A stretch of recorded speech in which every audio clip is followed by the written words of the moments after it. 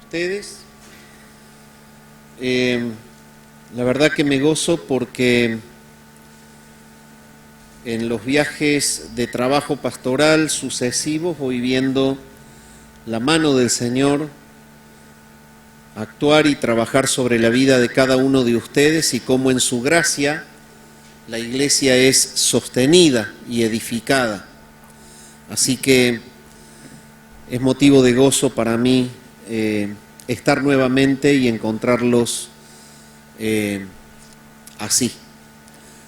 Uno de los principales elementos que han resaltado en los diálogos y en la consejería ha sido el temor de Dios, el aborrecimiento del pecado y la lucha por la mortificación del mismo.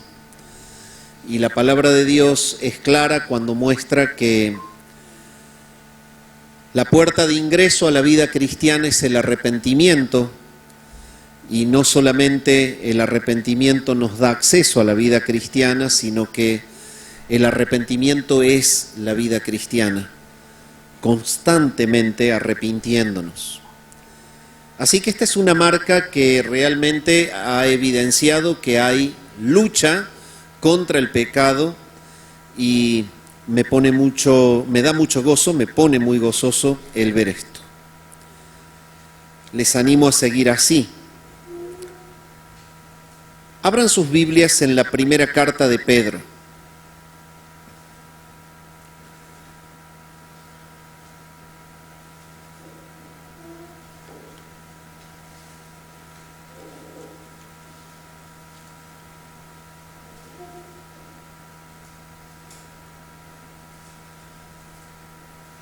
Primera carta de Pedro, capítulo 3.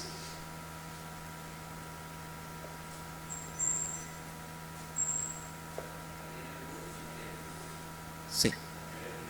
No, está bien.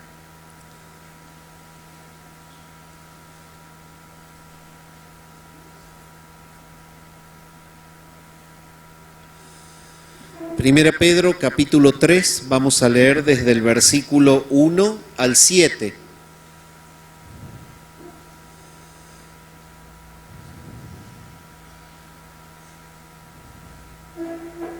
Dice así la palabra del Señor: Asimismo, vosotras, mujeres, estad sujetas a vuestros maridos, para que también los que no creen a la palabra sean ganados sin palabra por la conducta de sus esposas,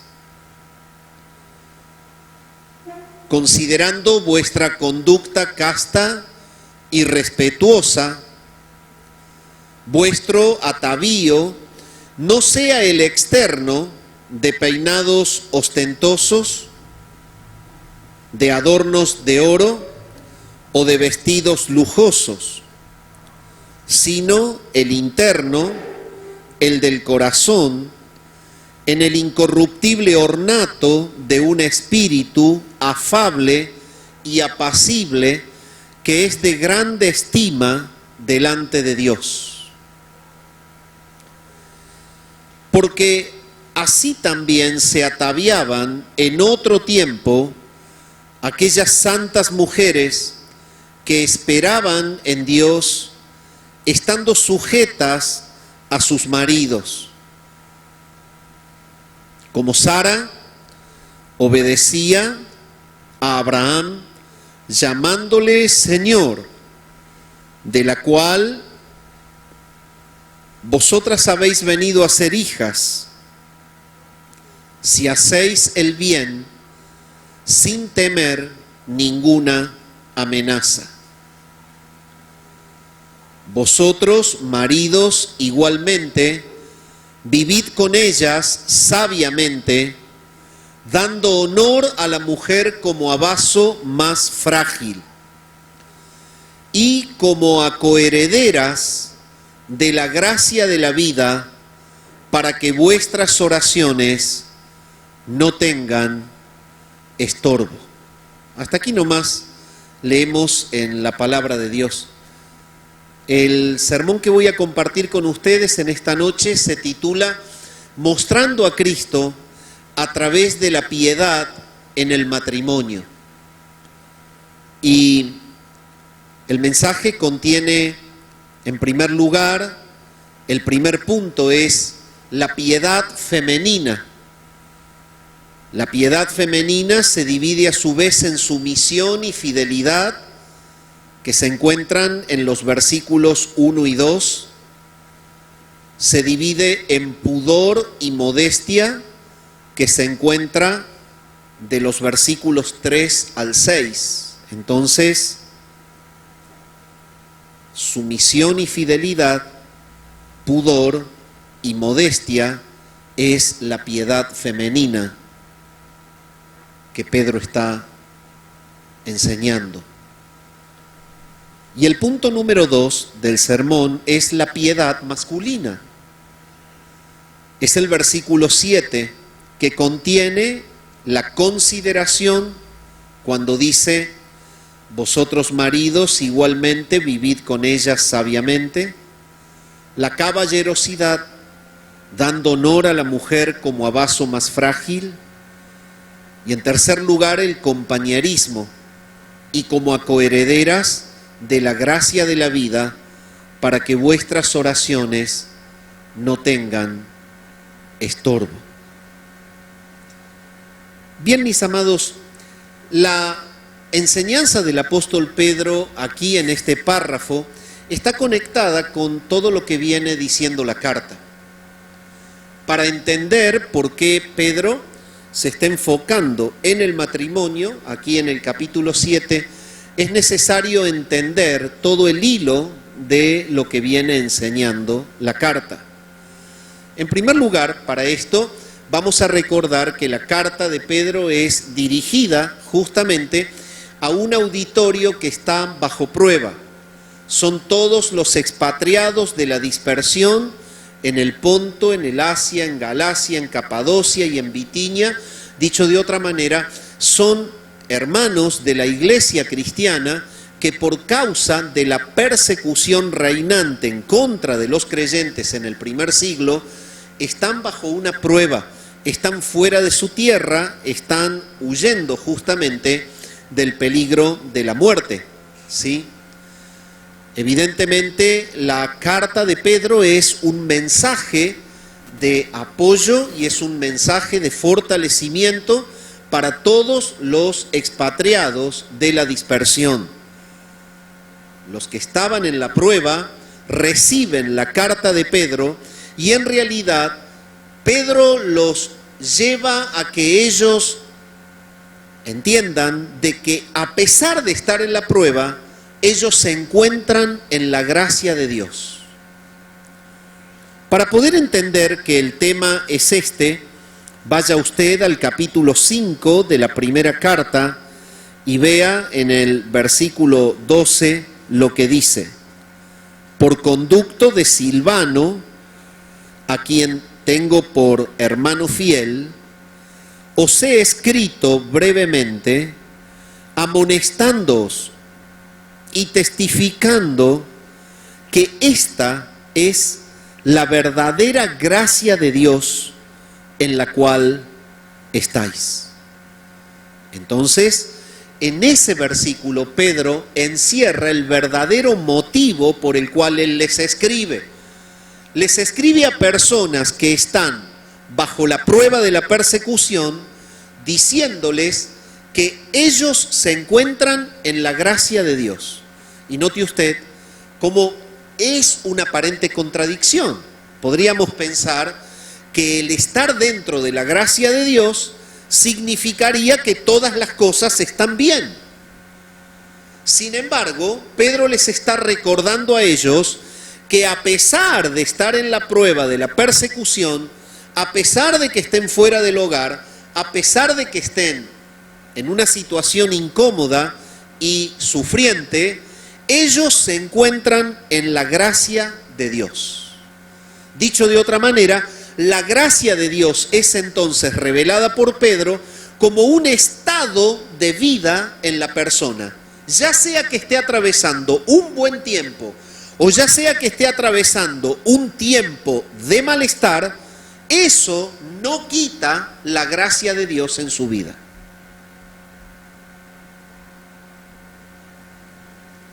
Cuando Pedro tiene que empezar a desarrollar este concepto para hacerles entender que ellos están conectados con la gracia de Dios, lo primero que hace en el capítulo 1 es decirles cómo se ha desarrollado la gracia de Dios.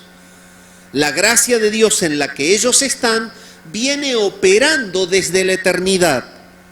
Ellos, entonces, necesitan saber que Dios los incluyó en esa gracia en el momento de la eternidad cuando Él los eligió. Y en el capítulo 1 y el versículo 2 dice, elegidos según la presciencia de Dios Padre en santificación del Espíritu para obedecer y ser rociados con la sangre de Jesucristo. Gracia y paz os sean multiplicadas. Entonces, Pedro les enseña que la gracia de Dios comienza a operar en el momento en que en la presencia de Dios Él los elige para que ellos sean su pueblo santo. Les habla de una elección que es una actividad soberana, totalmente libre del Padre, que ocurre justamente en la eternidad y que es a través de la presencia de Dios. Esto quiere decir que es un conocimiento anticipado, es un conocimiento creador, es lo que Dios actuó y obró antes de que el mundo fuese. Él quiso tener un pueblo santo propio para Él, y esta presencia de Dios es una obra divina que le da origen a las personas que Él mismo va a salvar. ¿Por qué? Porque antes de que el mundo fuese, Él en su presencia los eligió. Pedro les está diciendo, miren, es difícil huir de los que les quieren matar, sí, es incómodo no tener ya más su casa, su ciudad, su tierra, sus parientes, su familia, sí. Sepan algo, ustedes son elegidos a pesar de que estén en prueba. Y entonces Él les dice, bien, son elegidos, pero también son santificados por el Espíritu. Entonces, es la obra de la gracia de Dios la que contempla también el hecho del llamado efectivo, es el hecho de la regeneración que Dios obra a través del agente santificante que es el Espíritu Santo. ¿Qué les está diciendo? Les está diciendo, miren, ustedes están en la gracia porque son elegidos y son santificados. En el versículo 3 les dice, bendito el Dios y Padre de nuestro Señor Jesucristo, que según su grande misericordia nos hizo renacer para una esperanza viva por la resurrección de Jesucristo de los muertos. Él sigue desarrollando la gracia aplicada a ellos y les muestra que los ha asociado a la persona de Cristo. Los ha conectado con la vida de su Hijo Jesucristo. Entonces, Pedro lo que hace es decirles, a pesar de que estén sufriendo, el Padre los eligió, Cristo los compró en la redención y el Espíritu Santo los santificó. El punto es que cuando Pedro les dice esto, Pedro les aclara a ellos que toda esta obra de gracia tiene un propósito. El propósito de la obra de gracia es que a pesar de la prueba y a pesar del dolor y a pesar del mal tiempo, ellos muestren a Jesús. Ellos vivan mostrando el poder del Evangelio. Y esto es lo que encontramos en el capítulo 2 y el versículo 12, que dice, mantengan buena vuestra manera de vivir entre los gentiles, para que en lo que murmuran de vosotros como de malhechores, glorifiquen a Dios en el día de la visitación al considerar vuestras buenas obras. Dicho de otra manera, el propósito de la gracia de Dios que está activa en nuestra vida, más allá de las circunstancias, es de que por nuestra conducta mostremos el poder regenerador del Evangelio.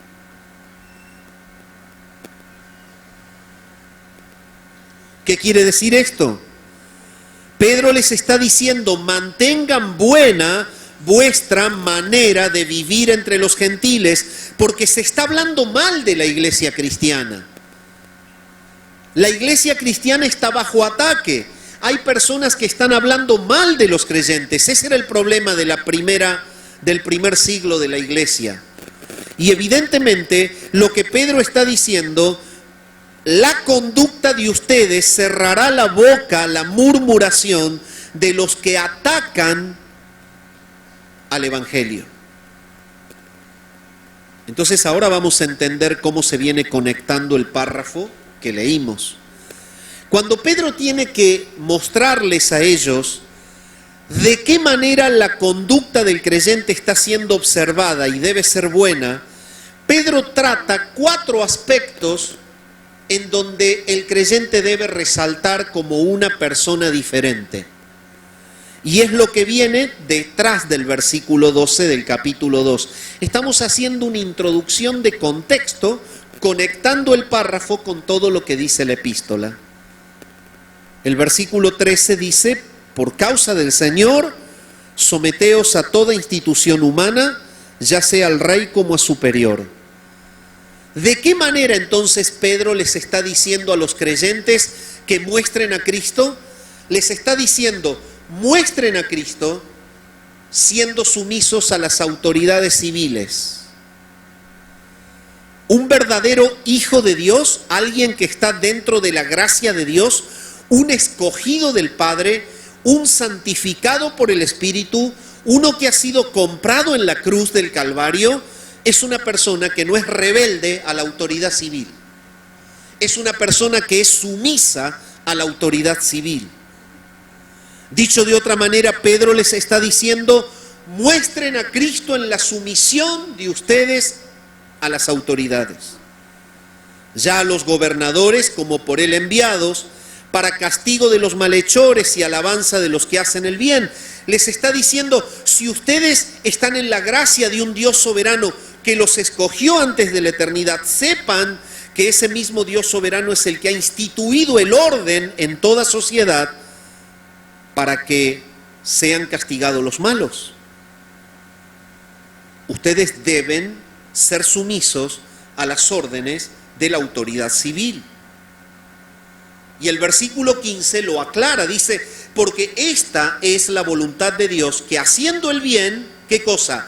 Hagáis callar la ignorancia de los hombres insensatos. Se los dice en el versículo 12, pórtense bien para que los que murmuran contra ustedes no tengan nada que decir cuando el Señor los visite.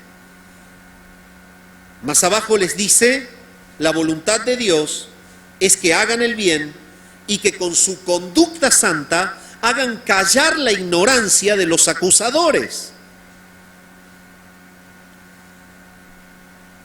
Más adelante dice, criados, estad sujetos, versículo 18, con todo respeto a vuestros amos, no solamente a los buenos y afables, sino también a los difíciles de soportar. Y se enfoca en otra área en donde el creyente debe resaltar, y es en la sumisión a las autoridades laborales.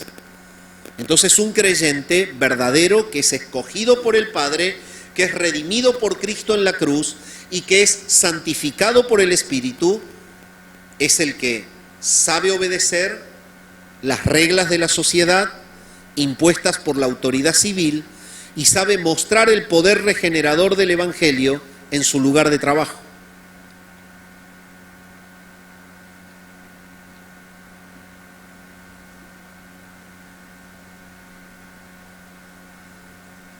Entonces, el punto es este.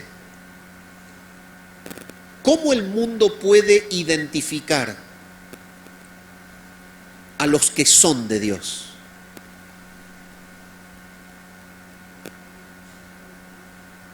¿Cuál es la marca que el Señor le ha puesto a los que en su soberanía Él eligió, a los que compró en la cruz, a los que Él salvó, a los que Él santificó en la santificación del Espíritu? La marca está en una conducta diferente.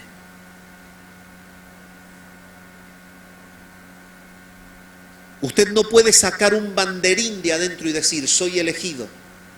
Tampoco puede sacar una pancarta y decir, soy redimido. Tampoco puede sacar una marca que diga, soy santificado, pero sí lo puede mostrar con su conducta.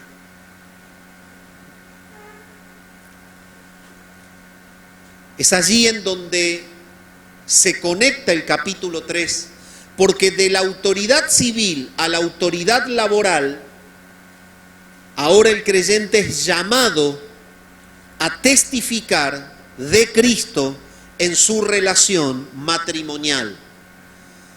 Pedro recorre áreas, las fundamentales que constituyen la relación de la iglesia con la sociedad. La iglesia frente a las autoridades civiles debe resaltar, la iglesia frente a las autoridades laborales debe resaltar como piadosa, pero ahora la iglesia debe resaltar por tener matrimonios piadosos. Y es esto lo que Pedro está diciendo. A ustedes los están persiguiendo y ustedes no deben reaccionar para con los impíos que los aborrecen con la misma agresividad y violencia con la que ellos los atacan. Ustedes deben reaccionar para con ellos como hijos de Dios. Y cuando les enseña que deben reaccionar para con ellos como hijos de Dios, les enseña en cuáles de las áreas normalmente la sociedad nos observa. Cómo somos con los que gobiernan, cómo somos con los que nos dan trabajo, cómo somos con nuestra esposa, con nuestros esposos, cómo es nuestra familia. Dicho de otra manera, cuando no pueden ver a Cristo en estas áreas, tampoco creerán que eres de Cristo. Cuando no pueden ver a Jesús en esas áreas, tampoco será digno el esfuerzo del Evangelio. Y es entonces que en esta tercer área donde Pedro está trabajando con ellos y diciéndoles, miren, ustedes deben mostrar a Cristo en la vida matrimonial.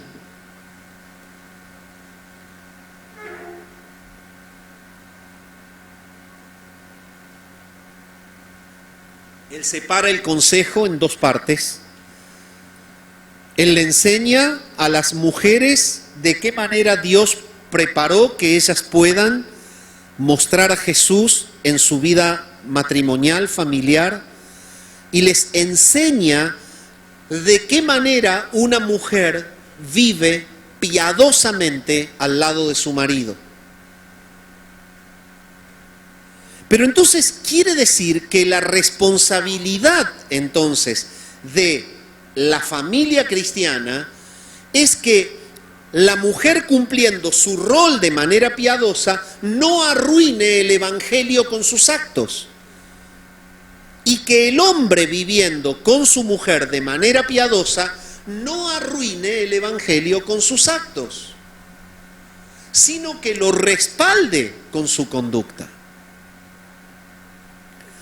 Y es por esto que entramos al capítulo 3, versículos 1 al 7.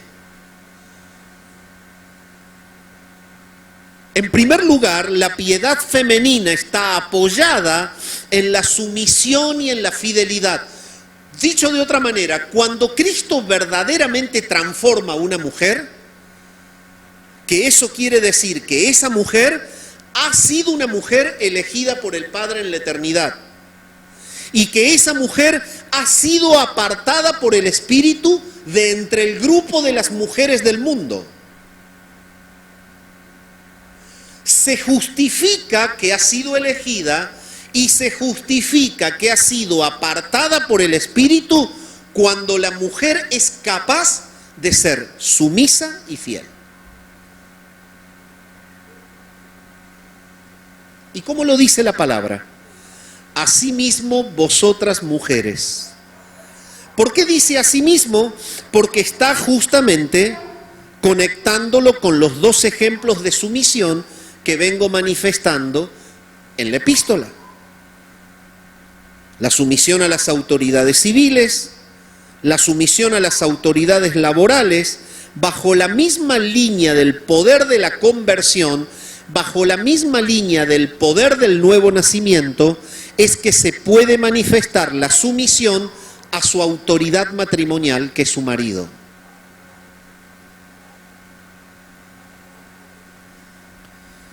Y este es el ímpetu de la palabra griega asimismo allí. Asimismo vosotras, mujeres, estad sujetas a vuestros maridos, para que también los que no creen a la palabra, y aquí presenta el ejemplo puntual de una mujer que puede estar casada con un hombre inconverso, que a la larga, por ser inconverso, estaba más asociado a la crítica a la iglesia que a favorecer a la iglesia. Entonces, ¿cómo tenía que obrar una mujer que estaba casada con alguien que no creía en Cristo? Bueno, la mejor manera de predicarle el evangelio al marido sin hablarle del evangelio era predicarle con su propia vida de sumisión y de fidelidad a Cristo. Asimismo, vosotras, mujeres, estad sujetas a vuestros maridos, para que también los que no creen a la palabra sean ganados sin palabra por la conducta de sus esposas, considerando vuestra conducta casta y respetuosa. Entonces, esta es la sumisión que ellas deben tener. Y es por esto que él sigue diciéndoles, estad sujetas. Pero esta no es una sugerencia apostólica. Es la clara explicación de que la realidad del nuevo nacimiento se ve en esa sumisión. Dicho de otra manera, Pedro les está diciendo, no te preocupes por querer que tu esposo sea salvo si primero la salvación no se ve en vos. Estad sujetas. Un imperativo, una expresión griega compuesta, hupotazo, es estad sujetas.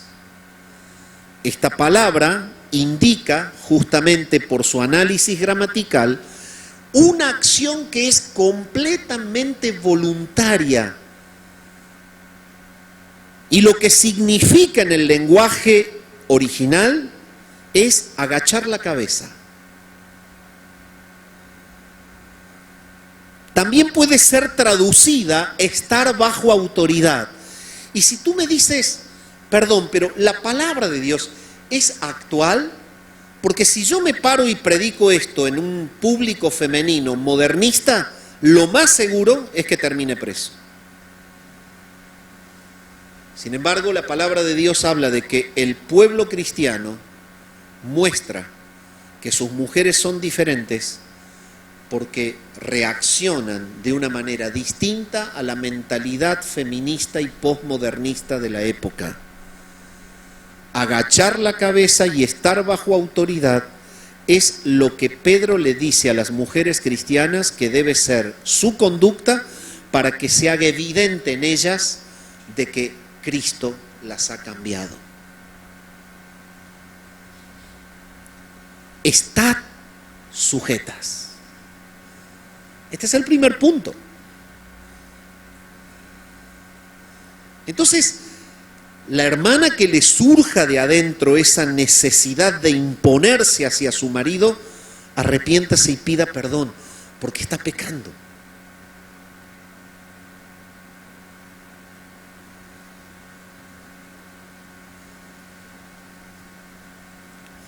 Es exactamente la misma expresión que el apóstol Pablo utiliza para enseñar a las esposas a que se sometan al liderazgo de sus esposos cuando les dice lo siguiente en Efesios capítulo 5, el versículo 22 y 23. Las casadas estén sujetas a sus propios maridos como al Señor. Porque el marido es cabeza de la mujer, así como Cristo es cabeza de la iglesia, la cual es su cuerpo y Él es su Salvador. Él está dando a entender aquí que la sumisión al marido debe copiar la misma actitud que tiene la mujer en su sumisión para con el Señor.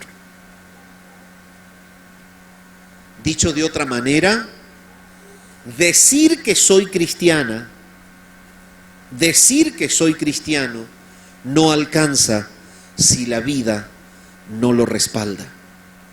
Dicho de otra manera, la verdadera transformación del Evangelio en nuestra vida cambia el impulso rebelde de no querer estar bajo el liderazgo del hombre en una conducta sumisa que te hace estar verdaderamente plena y cómoda bajo el liderazgo de tu marido.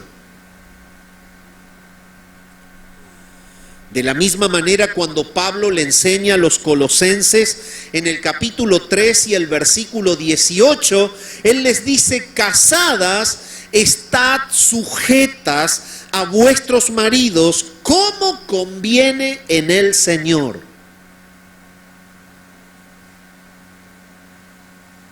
Esta conveniencia en el Señor es como Dios lo ha diseñado para que funcione para su gloria. En el Señor, las casadas deben estar sujetas a sus propios maridos. Y aquí se encuentra el detalle que expresa que la sumisión de la esposa cristiana al marido, tanto no creyente como cristiano, es la actitud que conviene al estar en Cristo. Esto quiere decir que una persona femenina, una mujer que pretende predicar de Cristo, debería callarse si primero no se asegura que en su casa esté obedeciendo a su marido. Debería callarse. De lo contrario, el Evangelio quedará mal.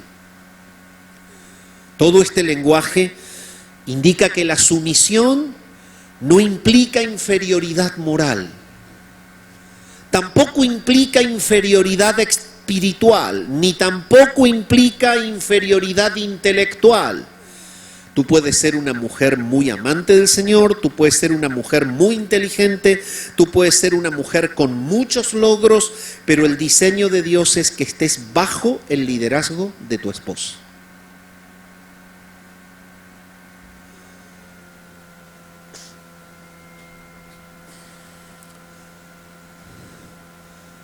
Este es un diseño que Dios ha planteado y ha planificado para ordenar las funciones necesarias del género femenino en el matrimonio, que trae bienestar a la humanidad. De la misma manera, la carta viene mostrando que el diseño de Dios es establecer autoridades civiles y autoridades laborales para ordenar la funcionalidad social. Es la misma línea. Y cuando estamos en Cristo, debemos tener la sumisión de Cristo aplicada a cada orden de la sociedad y en nuestra propia familia. El orden diseñado por Dios para que funcione toda nación es que tenga autoridad civil. El orden diseñado por Dios para que funcione la parte productiva de toda sociedad es tener autoridades laborales. El diseño de Dios para que funcione toda familia es que la mujer tenga una autoridad humana que se llama hombre.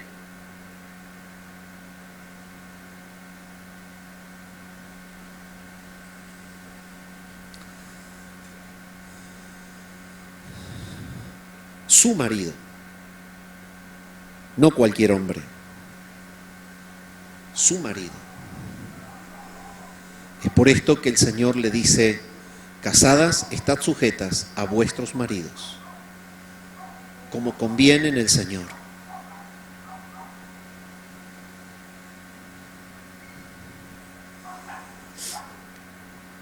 La rebeldía y el intento justamente por ir en contra de los principios divinos es lo que ha llevado a la sociedad posmodernista que está actualmente imperando a revelar a las mujeres, a empoderarlas en su feminismo y a no tener nada que ver con la actitud de sumisión a sus esposos. Evidentemente esto es un atentado contra el diseño de Dios, es un modelo netamente diabólico que se opone a los principios bíblicos y que lo que hace es destruir la célula de toda sociedad, que es la familia. Y evidentemente esto genera destrucciones a nivel de planos mayores. Cuando la familia se destruye el barrio, se destruye la sociedad, se destruye la ciudad, porque el núcleo donde debe haber verdaderamente vida está destruido. Pedro continúa limitando el alcance de la sumisión de cada mujer a su propio marido cuando él les dice: sométanse, sean sumisas a vuestros propios maridos, a vuestros maridos. Pero dejen claro que las mujeres no deberían servir a todos los hombres de la iglesia o de su entorno, sino que debían ser piadosas en obedecer a sus esposos.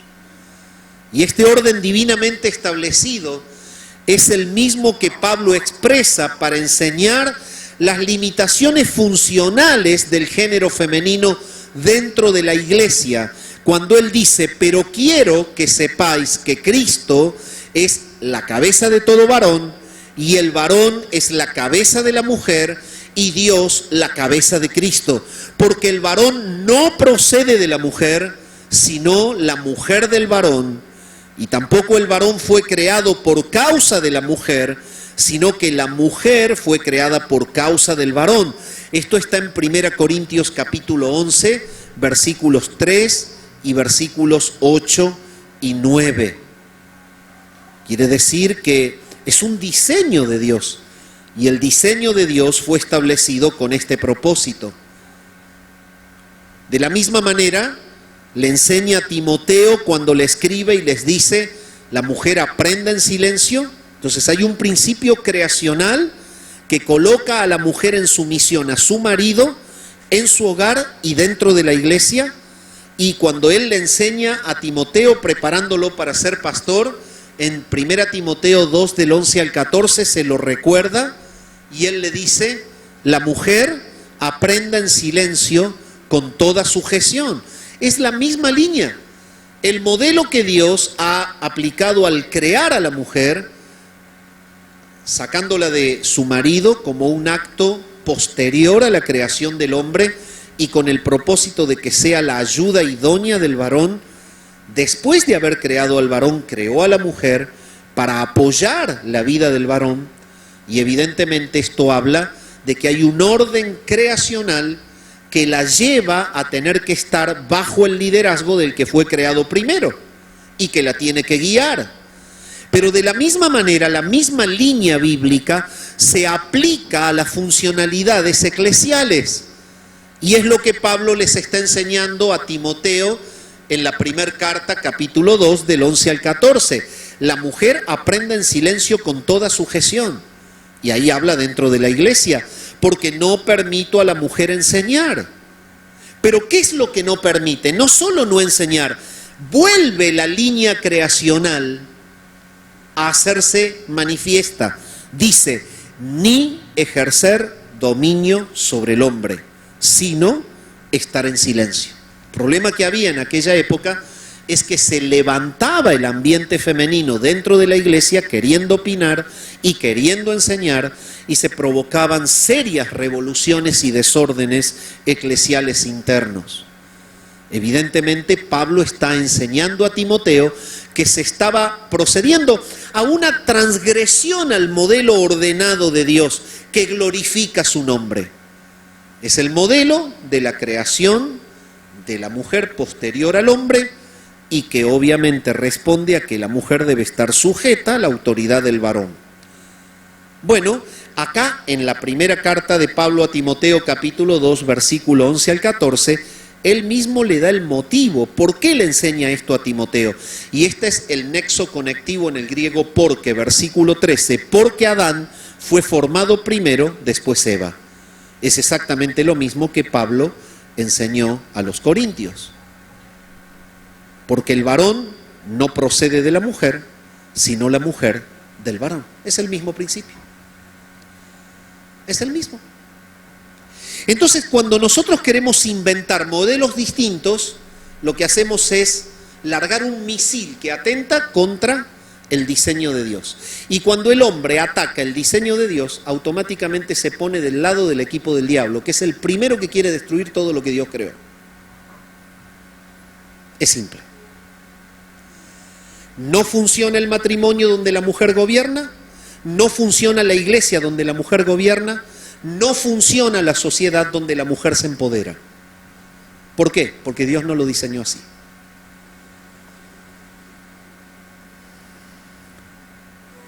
Porque Adán fue formado primero, después Eva. Y Adán no fue engañado, sino que la mujer, siendo engañada, incurrió en transgresión. Nuevamente Pablo le enseña a Timoteo que la mujer debe estar sumisa a su marido, aún dentro de la iglesia, como así también debe estar sumisa a las autoridades eclesiales.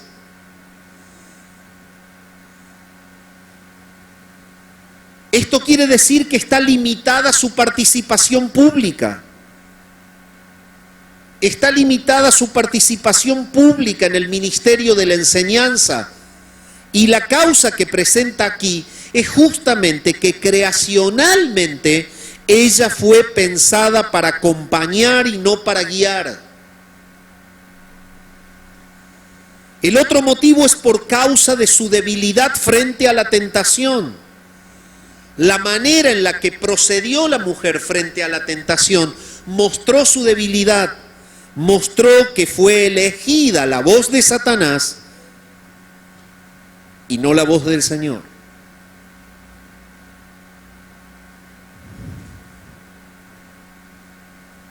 De la misma manera Pablo enseña cuando escribe a los corintios y les dice en 1 Corintios 14:34, vuestras mujeres callen en las congregaciones porque no les es permitido hablar, sino que estén sujetas, como también la ley lo dice. Es evidente que acá se refiere propiamente a una ley natural. Es el hecho de que naturalmente se hace evidente que el varón las tiene que guiar. Luego que Pedro deja en claro el concepto de la sumisión de la mujer, muestra el propósito que Dios tiene con esta conducta piadosa y está referido al impacto que le provoca al esposo impío la piedad de su mujer. Entonces él les dice, si ustedes quieren impactar a su esposo que no es de Cristo, sepan que el hecho de que se vea en ustedes la sumisión de Cristo, la obediencia de Cristo, la humildad de Cristo, este es el mejor mensaje del Evangelio para sus vidas. Y él se los dice de esta manera, para que también los que no creen a la palabra sean ganados sin palabra por la conducta de sus esposas. Indiscutiblemente, el esposo incrédulo que rechaza el Evangelio va a ser quebrado y va a ser llamado a la amistad con Dios, si es que Dios lo tiene como un escogido para él. Pero va a ser usada la actitud piadosa de su mujer. Y es por eso que Pedro le dice, va a ser ganado sin palabra, lo cual no significa sin la palabra de Dios, sino más bien sin expresiones de la esposa. Porque en realidad lo que la esposa va a estar haciendo es vivir la palabra en ella. La palabra de Dios estaba siendo vista en la conducta de su mujer fiel.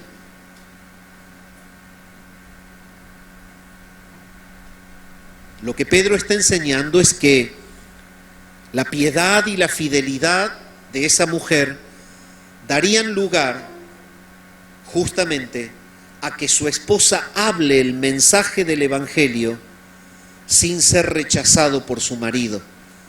Lo iba a estar hablando con actitudes concretas. Pedro les aclara que como mujeres creyentes, ellas deben vivir con una actitud encantadora, amable, sumisa, lo cual es la herramienta de evangelización más eficaz que tiene una esposa creyente para con un marido incrédulo. Sin embargo, esto tenía que ser complementado con una conducta casta y respetuosa, lo cual dejaría ver la verdadera santidad del corazón de ellas. La castidad se refiere a un comportamiento irreprochable y puro en relación a Dios y a sus esposos. Esa debe ser una mujer cristiana, que no es rebelde, que no procura apocar a su marido y que con su aspecto externo revela que tiene un corazón limpio.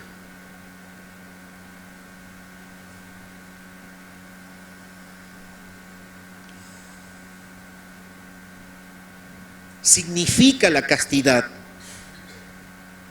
una ausencia total en la mujer cristiana del deseo de impactar o ser admirada a través de lo que se pone, de lo que usa, por otro hombre que no sea su marido. Esto debía ser justamente notorio, no solo en una conducta recatada, sino también en su propia manera de vestir.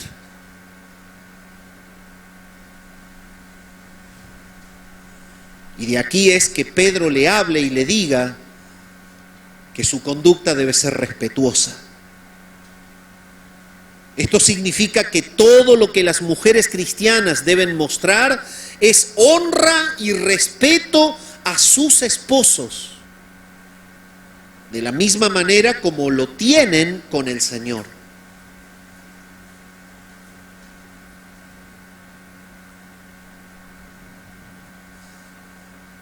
Es por esto que Pablo le escribe a los Efesios, en Efesios capítulo 5 y versículo 22, las casadas estén sujetas a sus propios maridos, y hay un nexo comparativo en el original, como al Señor. Es de la misma manera que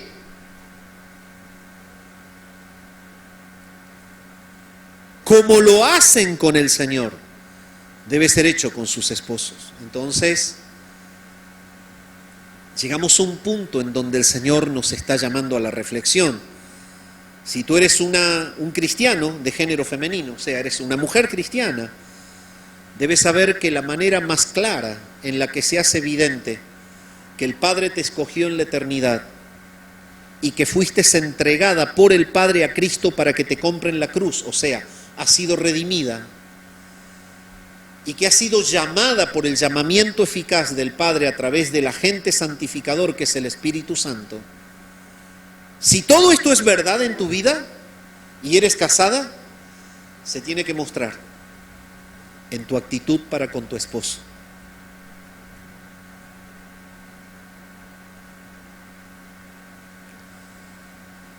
No encaja, no conecta, no es acorde en la vida de una mujer cristiana ser rebelde para con su marido y pretender venir a cantar alabanzas como un espiritualoide en la iglesia.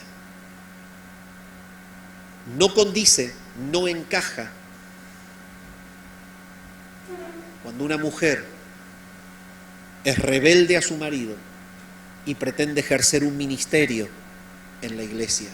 No condice, no encaja, no es apropiado, no es bíblico cuando una mujer pretende evangelizar a otro, pero no ha sido capaz de ser la herramienta fiel para ganar a su marido que no conoce a Cristo. Pedro está enseñando a las mujeres que están en la dispersión, en el Ponto, Galacia, Asia, Capadocia, Bitinia, bajo la prueba, impactadas por la murmuración de un mundo hostil que habla mal de los cristianos. Les está diciendo cómo deben conducirse para tapar la boca de los que los aborrecen. Y todo el consejo sigue trayendo la línea de la carta. Es que cuando hay nuevo nacimiento, la sumisión de Cristo a la voluntad del Padre se pega en la persona que es de Cristo. Y esa sumisión se refleja hacia las autoridades civiles, laborales y familiares. Gobernantes, reyes, jefes, marido. Ahí se ve a Cristo. En segundo lugar, Pedro habla de que la vida de esa mujer que verdaderamente tiene a Cristo debe tener pudor y modestia. Vuestro atavío no sea el externo, de peinados ostentosos, de adornos de oro o de vestidos lujosos, sino el interno, el del corazón, en el incorruptible ornato de un espíritu afable y apacible, que es de grande estima delante de Dios, porque así también se ataviaban en otro tiempo aquellas santas mujeres que esperaban en Dios, estando sujetas a sus maridos, como Sara obedecía a Abraham, llamándole Señor, de la cual vosotras habéis venido a ser hijas, si hacéis el bien, sin temer ninguna amenaza. Pedro desarrolla aquí el sentido de la castidad, el sentido del respeto de una mujer piadosa. Y les hace entender que el foco de una mujer piadosa nunca se encuentra en invertir energías en su aspecto exterior.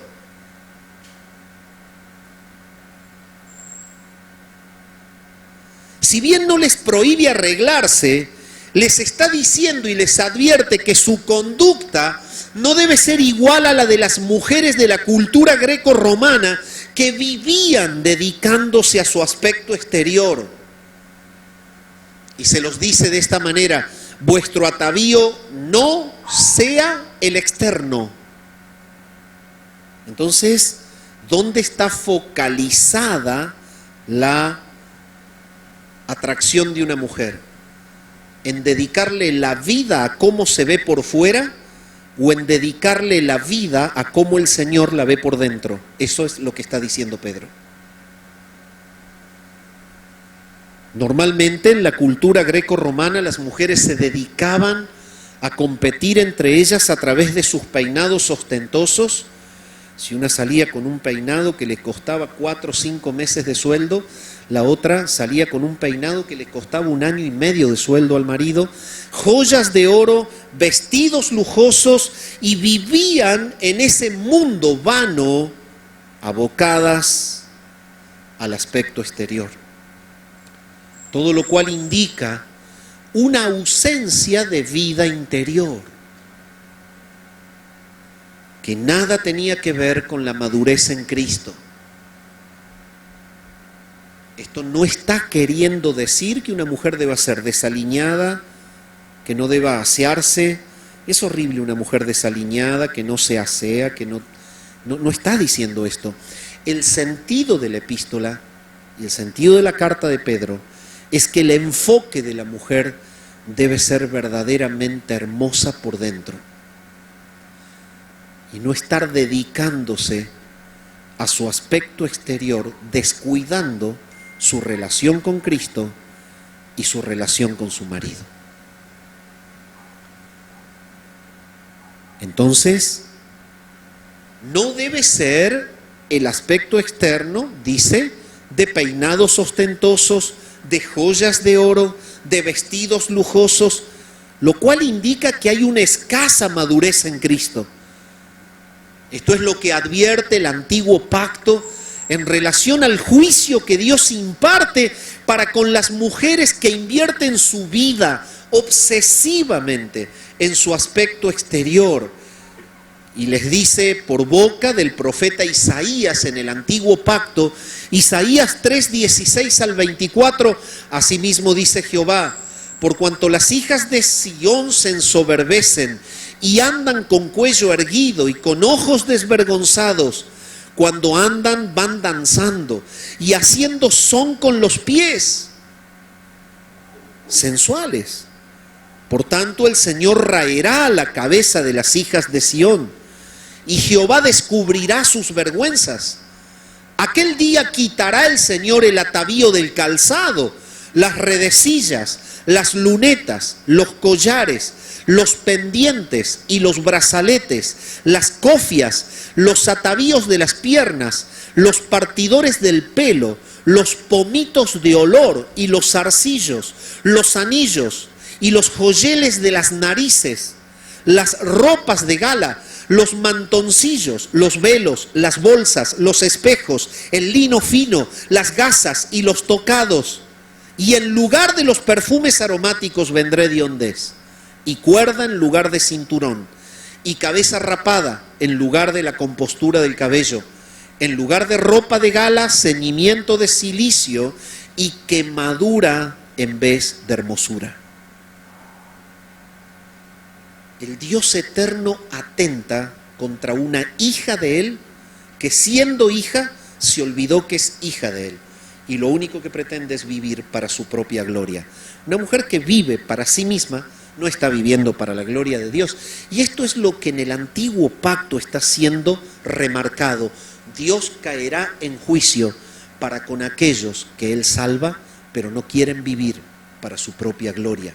Una mujer en el Nuevo Pacto es lo mismo.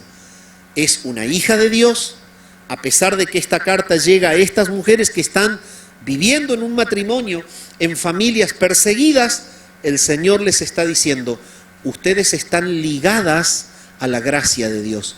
Y porque están ligadas a la gracia de Dios, el atavío de ustedes no debe ser el externo.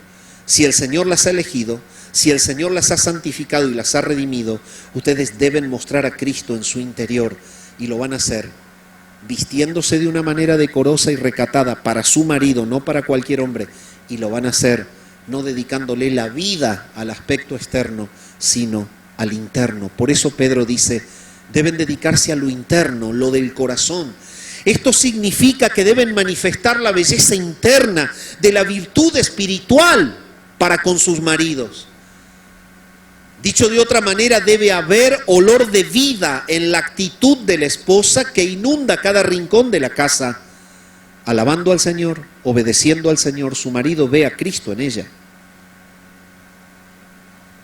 En 1 Timoteo capítulo 2, versículos 9 y 10, el apóstol Pablo dice: asimismo que las mujeres se atavíen de ropa decorosa, con pudor y modestia, no con peinado ostentoso, ni oro, ni perlas, ni vestidos costosos, sino con buenas obras, como corresponde a mujeres que profesan piedad. Una doctrina apostólica que emerge de la boca de Pablo, emerge de la boca de Pedro, es que ambos están viendo la necesidad de que la iglesia esté llena de familias en donde sus mujeres están abocadas a mostrar a Cristo y no a mostrar su belleza externa.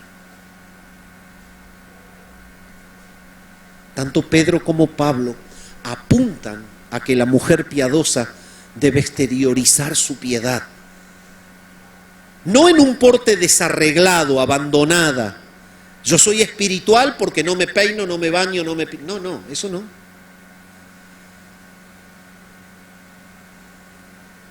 En cambio de invertir tanto esfuerzo en lo externo, ora más. En cambio de invertir tanto tiempo en lo externo, estudia más la palabra de Dios. Por eso es que Pedro dice: en lo incorruptible de un espíritu afable y apacible, que es de grande estima delante de Dios. Pedro se refiere con esto a que la mujer piadosa debe exteriorizar su comunión con Cristo, su amor por Dios y por su reino. lo cual es un gran impacto en la convivencia con un hombre incrédulo. Pedro da el ejemplo registrado en el Antiguo Pacto de las mujeres piadosas y presenta como ejemplo a Sara, la esposa de Abraham. Ella manifestaba su amor por Dios en la manera en la que se vestía y en la manera en la que trataba a su esposo, llamándole Señor. Nadie podía entrar al corazón de Sara para sopesar lo que Dios significaba en ella, pero cualquiera podía darse cuenta que Dios pesaba mucho en ella por cómo la veía vestida y por cómo la veía como trataba a Abraham.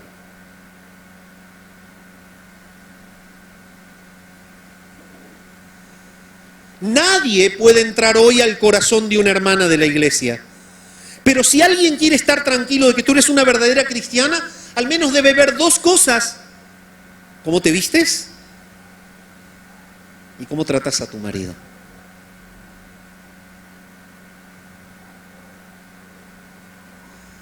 Dime, querida hermana, ¿cuál es tu mayor ocupación?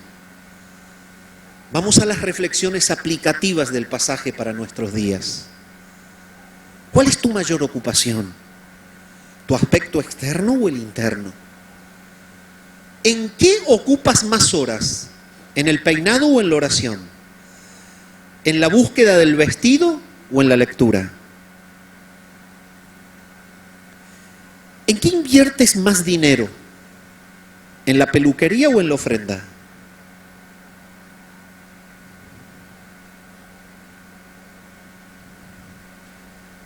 ¿A dónde está tu corazón? ¿En mostrar tu belleza o en expandir el reino? Si tienes un esposo no creyente, ¿cuál es tu compromiso ante Dios por su conversión? O sea, ¿estás abocada a mostrar a Cristo en la convivencia con Él?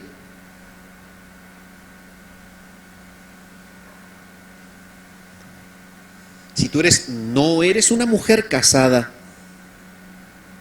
¿en qué estás invirtiendo más tiempo, hermana? Que vas a llegar a un matrimonio. ¿En estudiar la palabra? ¿En estar en comunión con Dios?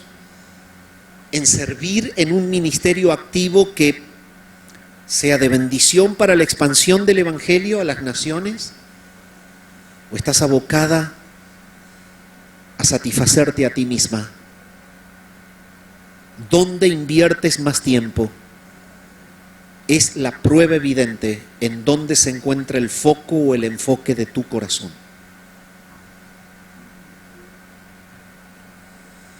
Pero Pedro no queda en la enseñanza femenina. Y quizás pensaste que este era un mensaje a la mujer. No, te equivocaste. Solamente es un mensaje positivo que sigue el texto tal como fue dicho. Y ahora le habla a los hombres Pedro. Y en el versículo 7, él habla de la piedad masculina. Vosotros, maridos, vivid con ellas sabiamente, dando honor a la mujer como a vaso más frágil y como a coherederas, juntamente con vosotros de la gracia de la vida. ¿Para qué? Para que vuestras oraciones no tengan estorbo.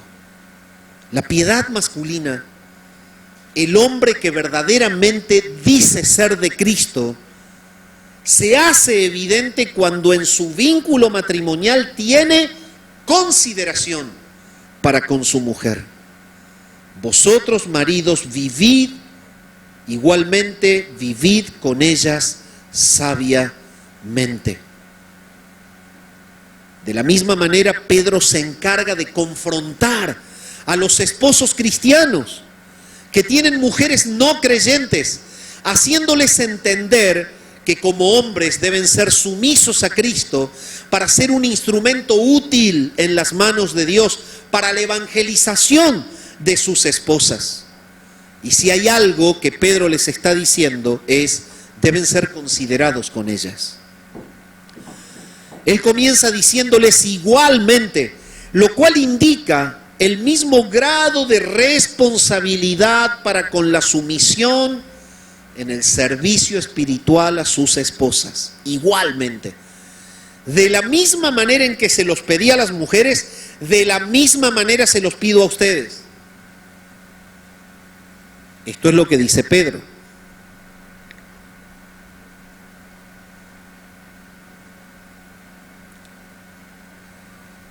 Esta consideración se refiere justamente a tener en cuenta las necesidades físicas y emocionales de sus esposas. Un hombre que verdaderamente está lleno de Cristo deberá entender que el diseño de Dios es que el liderazgo masculino abarque todas las necesidades físicas y todas las necesidades emocionales de la hermana en Cristo, o no, si es inconversa la mujer, de la mujer que Dios ha puesto al lado tuyo. Puede ser hermana, puede ser impía, pero ambas situaciones exigen por parte del Señor que el hombre sea considerado.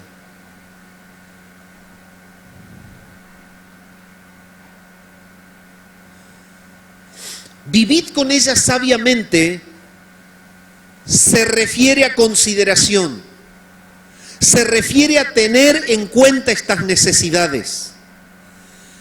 Y cuando habla de vivir con ellas, hace alusión a que no debe ser una práctica esporádica, sujeta a impulsos que a su vez responden a circunstancias.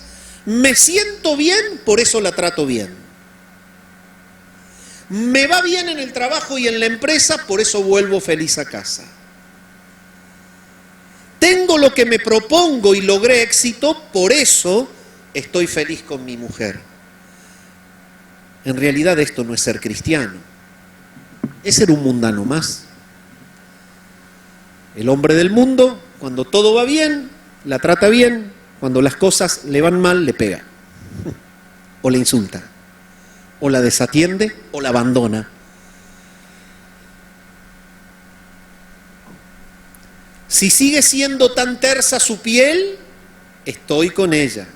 Si envejece, la cambio por otra. Así obra el mundo. De esta manera tan destructiva.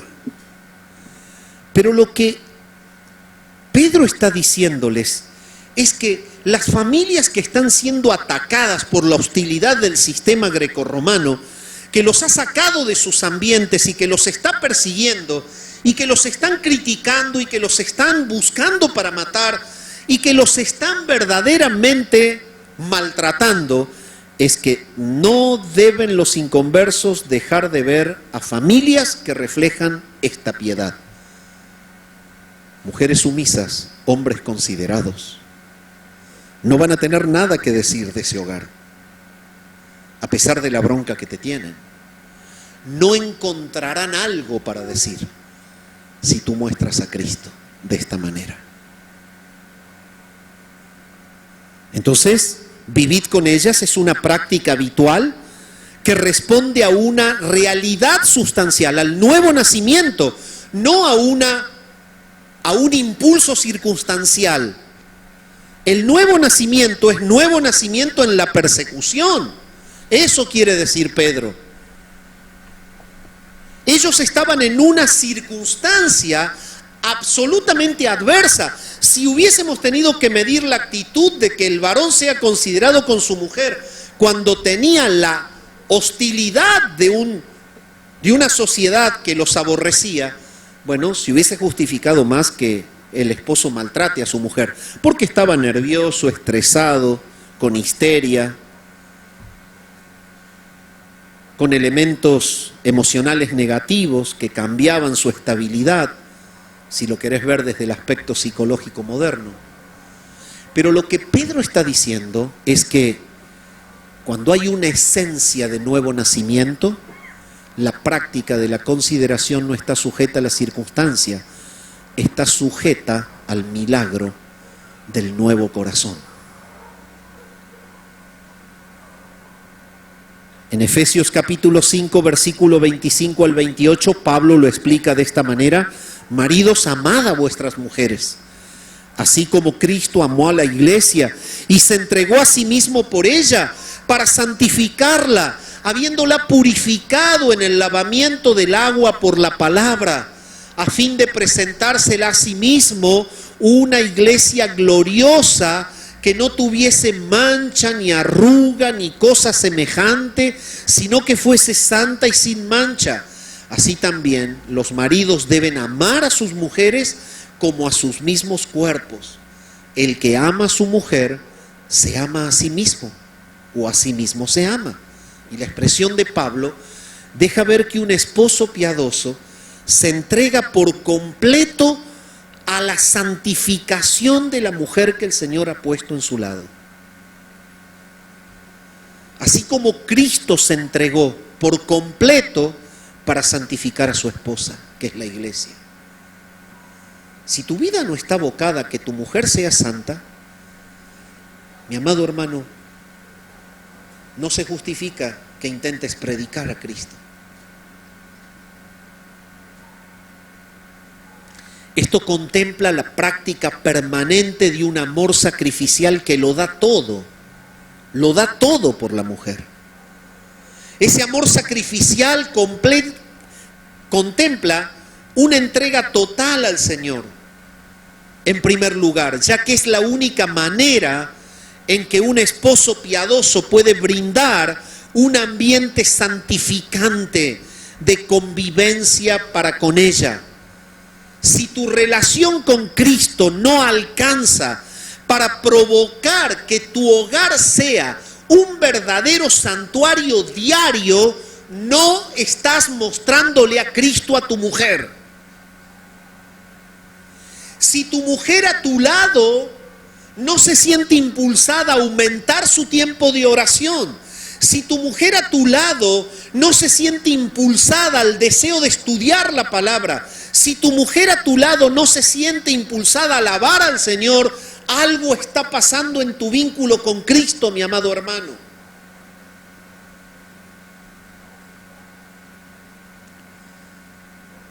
El amor del esposo para con la esposa, el cimiento de esa consideración, es una entrega total como la entrega total de Cristo para con su esposa, que es la iglesia. Lo dio todo por la iglesia.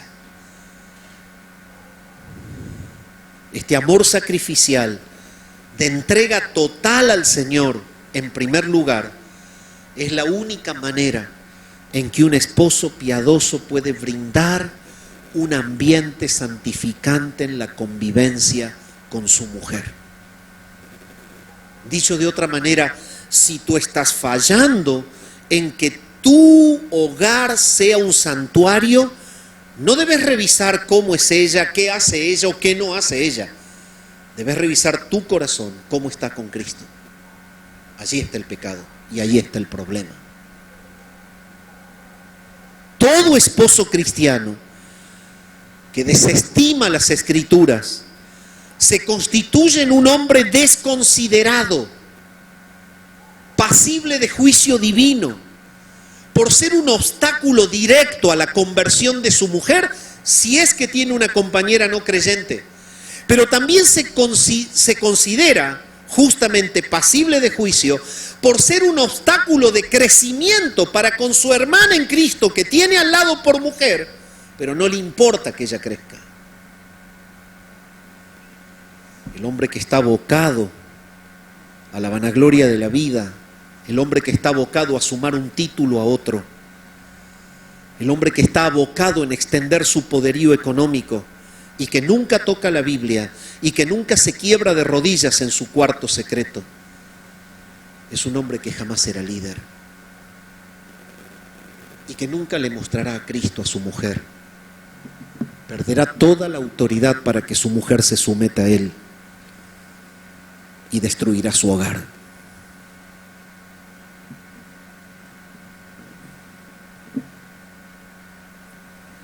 Si un hombre cristiano tiene una esposa creyente, pero vive abocado a lo externo y descuida su corazón, se constituirá en el peor estorbo para el crecimiento espiritual de su compañera.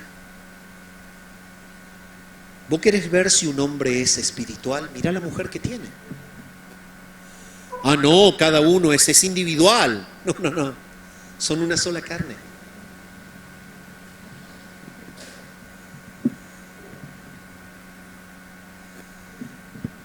Son una sola carne. No quiero decirte que no sea individual, sí. Si tiene una mujer impía, ella irá al juicio de condenación, tristemente. Pero el Señor juzgará en el hombre creyente no haber sido un verdadero medio de gracia en la evangelización de ella.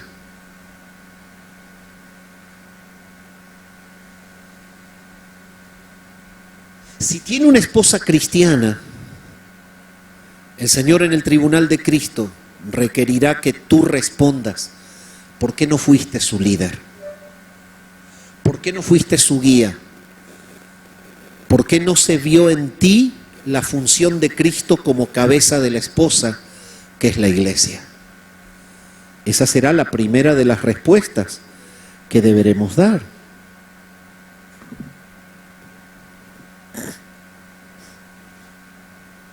En segundo lugar, Pedro sacude a los hombres cristianos y les habla: la piedad en ustedes se debe ver en la caballerosidad, no solamente en la consideración, dando honor a la mujer como a vaso más frágil.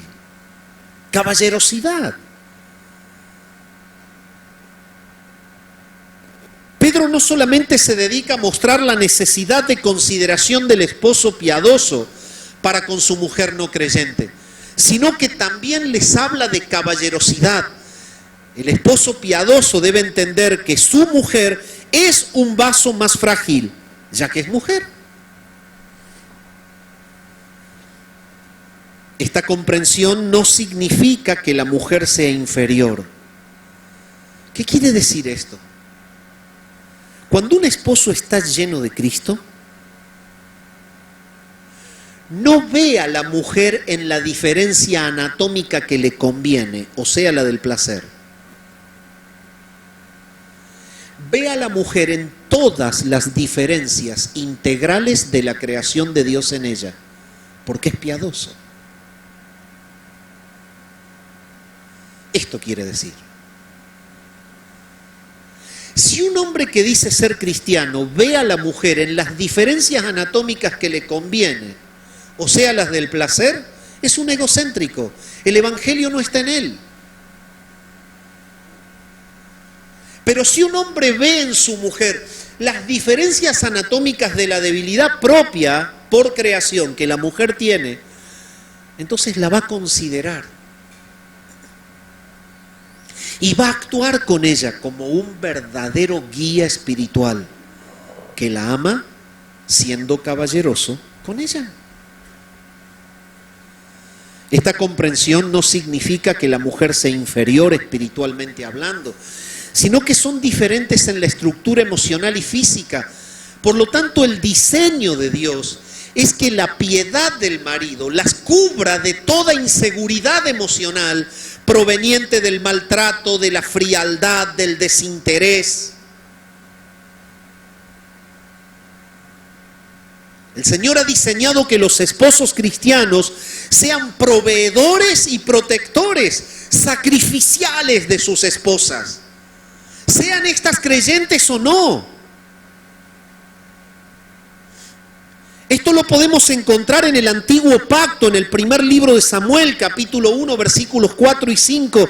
Y cuando llegaba el día en que Elcana ofrecía sacrificio, daba a Penina su mujer a todos sus hijos y a todas sus hijas, a cada uno su parte.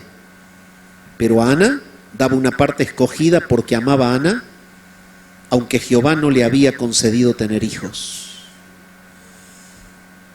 En el día en el que cada uno de ellos debía ofrecer por su propia purificación, el hombre estaba allí, que cada uno tenga su parte. ¿A dónde estaba apuntando Samuel?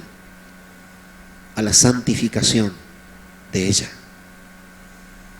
Es evidente que la conducta de Elcana era cubrir espiritualmente a su esposa a través del sacrificio ofrecido a Dios por los pecados. Y esto indica la preocupación directa del esposo por la vida de ella. ¿Estás preocupado por la santidad de tu mujer? ¿Estás preocupado por la manera en la que ella trata con Cristo? ¿Estás preocupado por las cuestiones que ella no confiesa a Cristo? ¿La confrontás? ¿Sos un consejero para con ella? ¿Verdaderamente la escuchás y estás tratando de que en ella se vea más a Jesús? Y no, la verdad que esto no es un punto importante para mí. Mira, si la santidad de tu mujer no es importante para vos, es porque no te importa nada Cristo.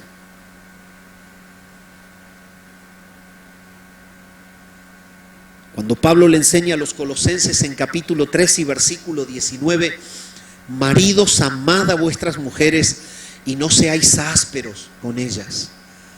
Les está enseñando Pablo que el trato habitual para con las esposas debe ser carente de asperezas.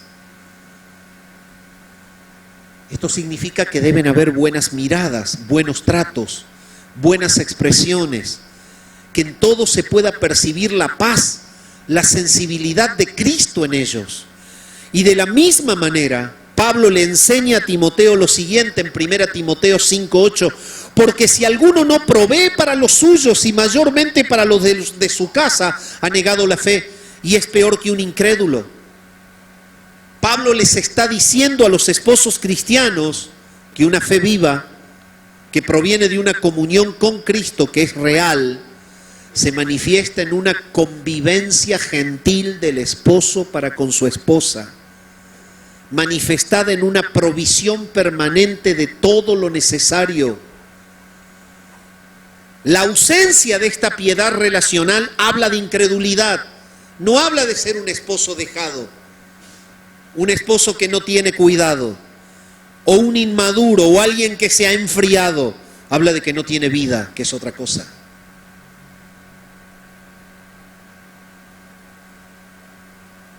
Pedro les habla del compañerismo, consideración, caballerosidad, compañerismo, y como a coherederas de la gracia de la vida, para que vuestras oraciones no tengan estorbo.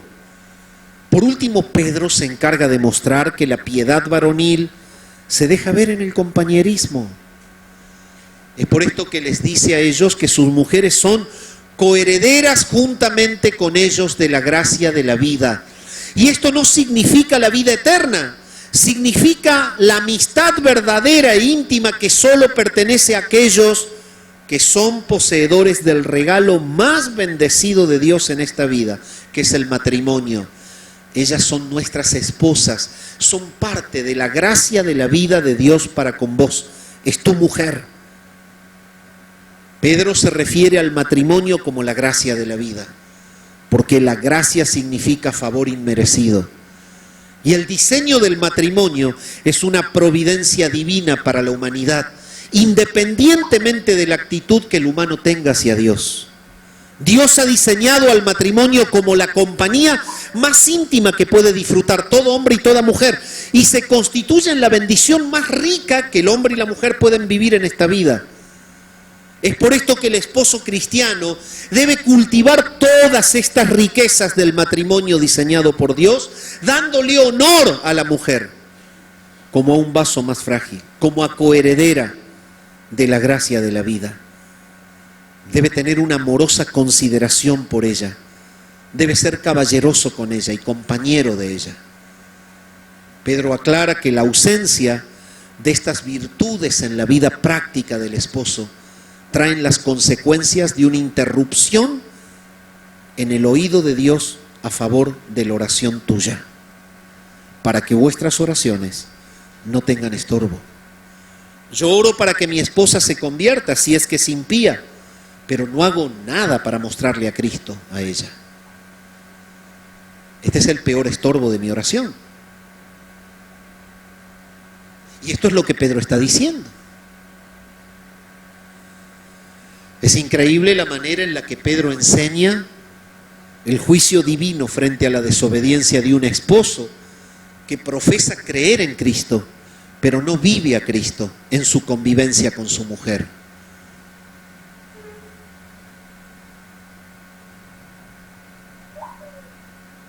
Creo que el párrafo de hoy podemos encerrarlo en un concepto. ¿Sabes una cosa? La vida cristiana no depende de cuánto sabes.